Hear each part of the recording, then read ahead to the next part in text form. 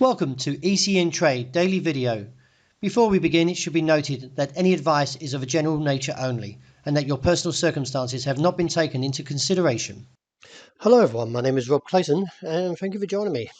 The Australian dollar remains to a positive tone as it looks towards the resistant levels seen around 70.95 after clearing the recent cap around 70.45.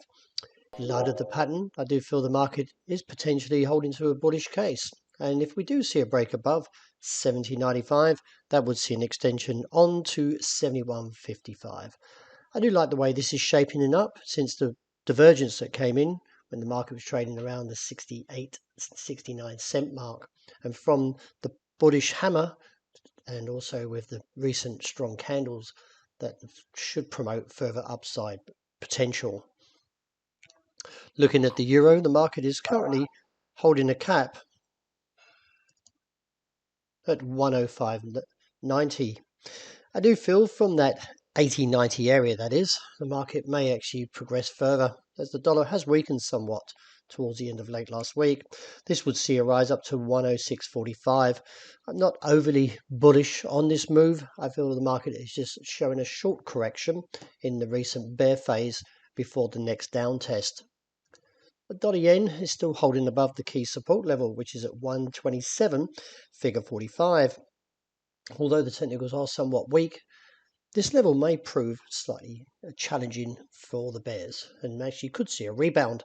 Still, keep an eye in case we do see a break, as that would expose the region of 125 with the resistance seen around 127.90 in the intraday view. That may, if it breaks, would need to clear 128.15 to support a case up to 128.70. But at this stage, it doesn't look like the bears have any real threat, but may see this down challenge come eventually through the day. The sterling is still holding on to its gains after rebounding from the 123 region. I do like this pattern also, like the Australian dollar, and therefore could see a rise up towards the 126 figure 40 area and reassess from there. In the last 4 trading days, sterling Kiwi has remained somewhat weak after taking another challenge recently, that is to the top side above 196, and failed. In light of the pattern, we could see a pullback towards this region of 193 and reassess. There's been a little bit of a whipsaw price action for gold since breaking the downtrend.